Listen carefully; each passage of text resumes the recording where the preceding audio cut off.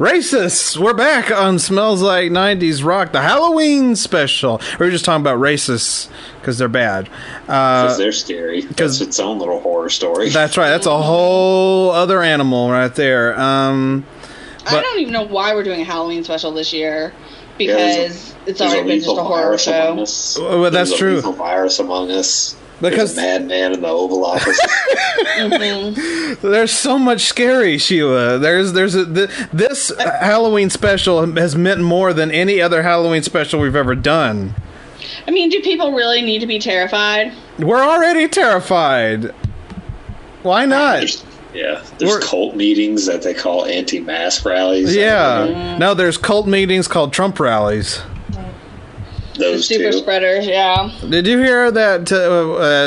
Well, I want to say today because we're recording this on Wednesday, but on Wednesday he did a Trump rally, and then like thousands of his supporters, his audience, were stranded. Nebraska stranded in the cold because they didn't have enough buses and public transport to get them out of there. So they literally were just stuck there.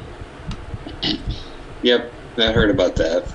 But if they worked with P.O.R.C, all they would have to do is call and he'd come pick them up. That's the thing. Everybody needs a P.O.R.C in their life, because not only will they drive your home, they will touch your body in a way that probably only specific people should.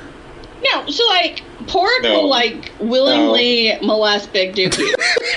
But I did not molest him. But when I called willingly, he did this. When I called and was like, "Hey, my nephew's moved to Knoxville, and he's this really great guy. Can you help him get a job at, the fancy Long John Silver's?"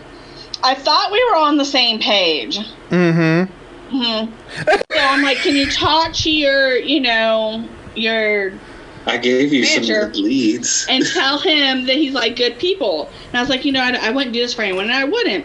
And so, P.O.R.C goes in, and I guess he talked to his manager, but then he admits to his manager that he's never actually met him, because in the text message he told me, the manager just seemed to, not really be listening and paying attention when I told him, I didn't know him and I couldn't vouch for him. What was the point then? Well, you didn't even give me his name.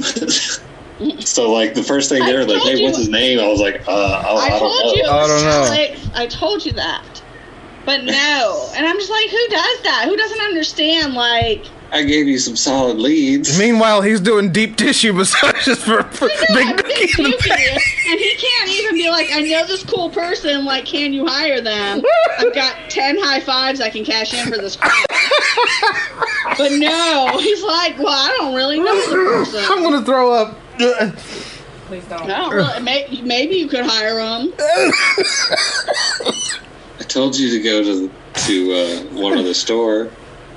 They were hiring definitely. He doesn't have any experience, does he? Because this is what happened. When I talked to you on the phone, you did not listen to me. Because I told you he literally was coming up from Charleston where he worked at a seafood restaurant as a cook. This is what I literally told you. I don't remember that, but when I asked you specifically how much experience. I asked you 3 questions: what's his name, when's he coming here, and how much experience does he have? And that's the only question you didn't answer. And I was like, oh, he doesn't I didn't see that experience question. I guess I didn't scroll down. I guess I didn't scroll down because I saw that part and I was like, okay, he's already here, and this is his name. Because I had missed it when you first asked. And then the next one was the question marks. So I don't think I saw the rest of the first one. Can you pull up that conversation, Sheila? Yeah, I'm going to. Mm-hmm. Yeah, and we've toyed with the idea of maybe coming back and doing the show live again.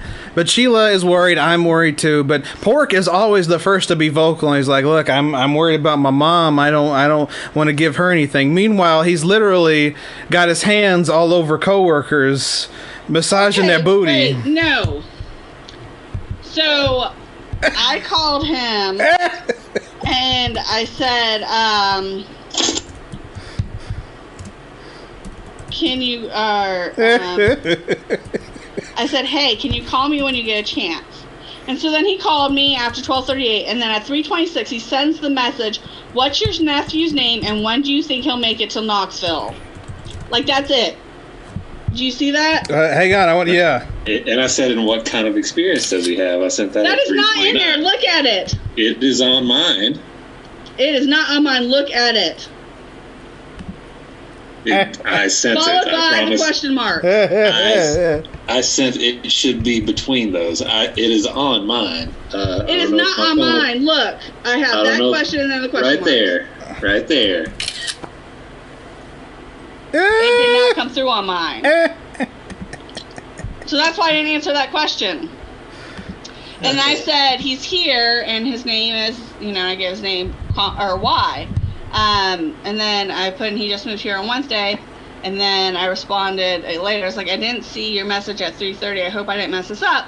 I fell asleep, but I'm awake now. And then he said, we aren't hiring at my location, but there's a manager from a different place here. He said he's not strapped for employees, but he seemed enthusiastic about interviewing new people.